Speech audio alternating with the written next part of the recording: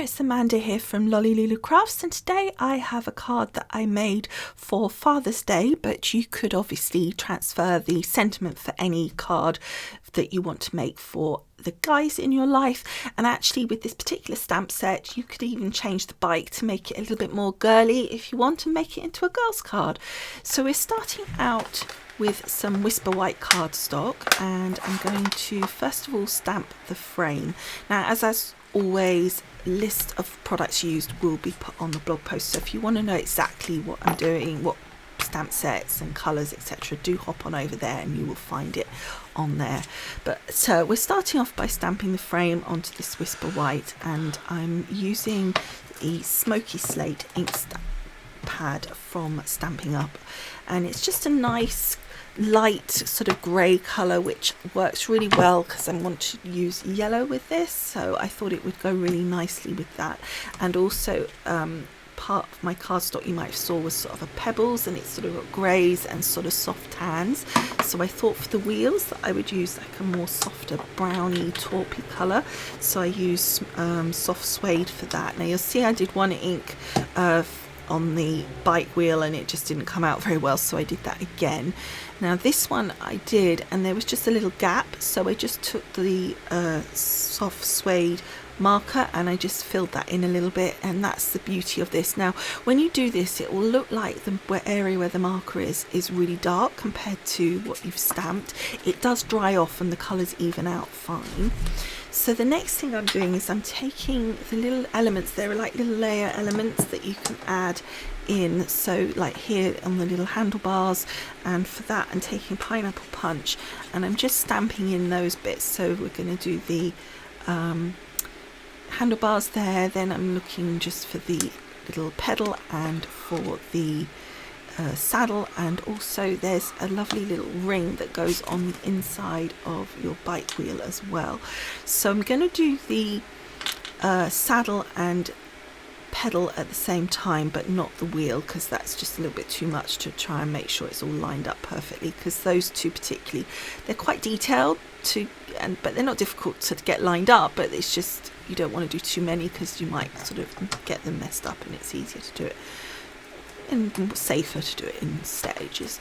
So we've got the lovely Pineapple Punch, and you see how that goes really nicely with that grey, and how even though it's a sort of suede colour, so slightly taupe colour for the wheels, it's got a nice blend with that grey. It kind of works really well, and once I put that pebbly part of my cardstock in as well, I think the combination is going to work really, really well. And you did want the wheels just a little bit darker, the tyres would be sort of a bit darker, I think so. And you can see here again that where I did the circle there was just a little gap that I hadn't realised. It looked smooth, and so I just went back in with my marker.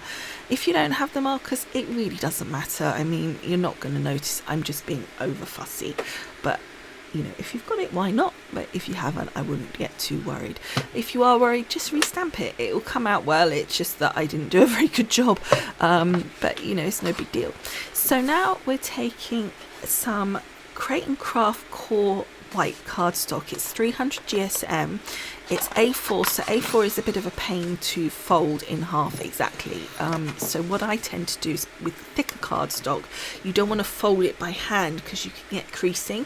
So I just fold the top bit where I know it's going to be even, and then I score it all the way, the rest of the way down, and then I know I've got it in the right place halfway without having to try and fiddle around with the measurements, because they're, as I said, a pain. And then you can just score it. Now I'm doing a easel card, so I want to score it in half, and then I want to take one side and score that in half and fold it in half as well. So I'm doing exactly the same. You can see I'm just putting a little crease in that top edge, then I'm finding the point on my scoreboard that matches up with a line, and as long as it's butted up to the top edge of my scoreboard, then you know it's straight, and then I can just score all the way down. Now you are going to be covering this part, so to a certain extent you could actually just fold this by hand if you wanted to, because you will be putting a piece of card over the top of this, so if it was slightly creased that wouldn't matter. But you know, I just find it easier to be honest with this thicker cardstock anyway to score it. It just folds a lot easier. So then we've got this beautiful piece of card that I found that I had in my stash. It's probably really old. If you've got something that you could find online that you could print out, or maybe you can you have something similar in your stash already, but it was just really handy. I wasn't expecting to find this. I was looking for just some different sort of colours to use as a background. That I was going to make my own kind of shapes of green and sky using different coloured papers, but then I found this and it was just perfect. So what I wanted to do here was just to cut this to a particular point so that I had a certain part of the image on my card, and because it was that end that near the sort of top edge where it had the name of it, I needed to cut that off first, then mark it on the back, because I wouldn't have known which part was the bit that had the name on it otherwise. And then I just cut that down, and then what I did was, because I know it's obviously a lot longer, higher, taller, whatever the word is, than I need, I thought it would be good to have this 3D element by cutting off this bit at the bottom. You'll notice the angle of the scissors, that helps with stopping the edge looking white. So if you just angle it sort of under, it just helps. So the next thing I decided I wanted to do before I moved on with the sizing of it was I wanted to round the top edges. I often do this with my easel cards. I just think it makes a really nice finish to the top. I just think it finishes it off really nicely. I started off using the 1/4 inch on the chomper and then decided that I needed to do the 1/2 inch. It just looked better in my opinion. And don't worry about the fact that you can see the white behind, because obviously when the card is standing up it's not going to show. So then all I'm doing here is, obviously I need to chop the bottom off in order to make it to the right size, so I just put my card on there and marked it and then cut off the excess. Do not throw that excess away, we are going to use it. So if you are following along, if somehow you've got something similar, then keep that piece, because we're definitely going to use that in due course. So the next thing I wanted to do was obviously to cover the bottom here. So originally I was looking at whether I could use a piece of that pattern cardstock again on the bottom, but it just didn't look right with the hills kind of flat. So I took a piece of this lovely pistachio pudding cardstock from Stampin' Up, and it's just a really perfect match to the colour that I had. And then it just is going to stick on the base here, and obviously I'm going to be putting my stopper in position, which is going to be made using this gorgeous pebble. So the next thing I did was I cut that originally at 2 inches to go across my card, but I decided that was just a little bit too wide, so I went in to the end to 1.5 inches, and I felt that looked a lot better, because I am going to put a yellow border. Now this is part of the yellow that I included. Now that sun is actually die cut and the sentiment is written on my Cricut, but I'm sure you've got dies or you cut a sun out yourself and stamp a sentiment, but you know, I had that, so I made use of it. I then cut the border for the yellow to go under my stopper at 1 3/4, and that was, by the way, Daffodil Delight.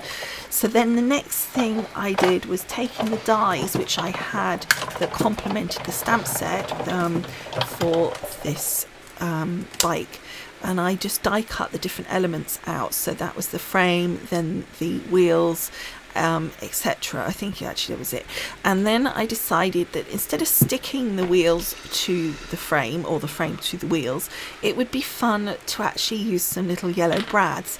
So what I did was I found the 2 little yellow brads that I wanted, and then I just took my little pokey tool here, put a hole through the wheel, and then put a hole through the frame where the wheel will go for the front, and ditto for the back wheel and the frame for the back wheel.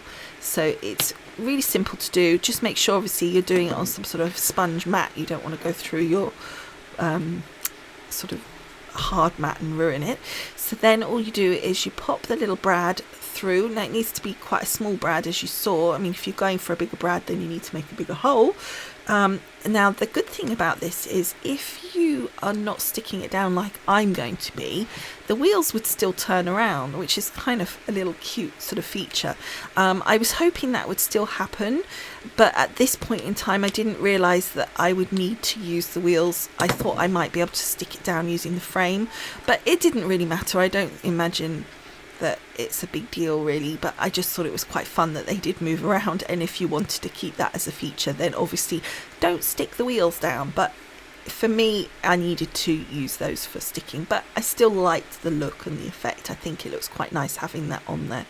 So the next thing I did was I took my little pebble board, well, the stopper really, and I just used this wet glue, and I'm going to stick it onto the Daffodil Delight. Now the reason I was originally going to use the same colour yellow as the ink, but for some reason the yellow of the pineapple punch seemed really bright. It didn't seem the right kind of yellow for the actual cardstock, and yet it was the same colour as the ink, but I think just when you stamp that small amount, the brightness, it needed that, and it kind of worked, and it kind of matched in with the yellow, because I guess there was more of it of the card. It just seemed to work together better. So just that, originally, as I said, I was going to do that. Now this is the spare bit that I was talking about, that scrap, and you can see it's got this sort of really scruffy top edge, but it doesn't matter because that part's going to get covered up.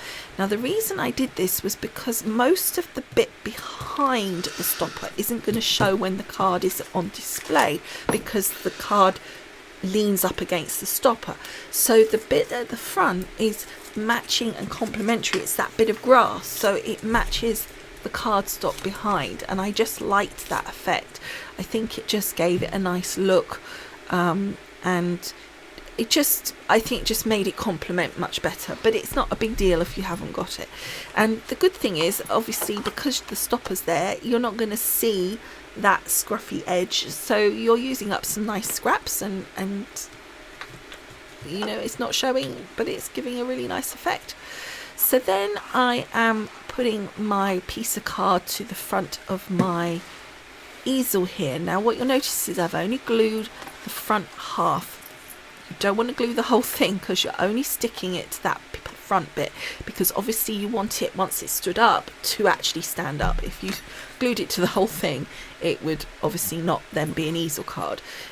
So what you want to do is make sure when you do stick it down, that when you press it down, that the glue doesn't sort of leak upwards, because obviously you're pushing it down at the moment to make sure it's stuck. Sometimes the glue can sort of ease up and it will stick to the bit behind, so just make sure you watch that. You'll also notice that I very slightly pulled my piece of card lower than the card of the actual base easel card, and that was because for some reason my base easel card kept kind of popping up from behind my stopper. So by making it just that little bit taller, it kind of stayed stuck behind the stopper much easier.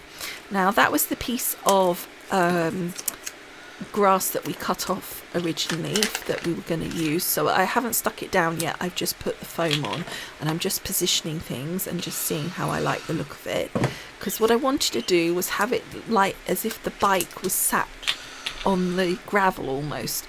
So I was just fiddling around with that. So I've put all my foam on that I needed to do, and then I thought, before I stuck any of that down, I just felt like the sky still needed something, even though I positioned the sun. So I found some lovely little birds that were in the High Tide Stamping Up stamp set, and again, just using the smoky slate, I just stamped those onto my base card. Now you'll see I'm not having to press very hard because I don't want it like super dark, but even though it's a sort of not got shine to the card, because it's been printed, it has got a slight coating to it, so a little part of it didn't quite pick up the ink. I didn't quite give it long enough, so you'll see this time I just held it just a little bit longer. But I actually quite like how they are very slightly different colours. The front one is slightly darker than the ones behind. I think actually it was a happy accident. It shows less in life, in camera than it does in life, but you can see it looks really effective, especially now we've put the sun on, and you can see the yellow coming together from down on the stopper as well. I think that all is coming together with the sun. Without that on the stopper, it kind of looked a bit stark, having the sun just in the yellow on its own. So the next thing I'm doing is adding this sort of bit that we cut off, because I wanted to add some dimension. I wanted, as I said, to be sure that the bike kind of sat forward, and in order to do that I really needed double thickness. So there was two things. I could either put 2 layers of foam on the bike, or I could add this extra layer here, which I felt gave a really nice effect anyway to the card and to the background and to the scenery, just having that kind of 3D look. So I just thought it worked really well anyway, and this is why I couldn't turn my wheels anymore, because obviously in order to stick it down realistically for where I'm doing it, I needed to put the foam onto the wheels.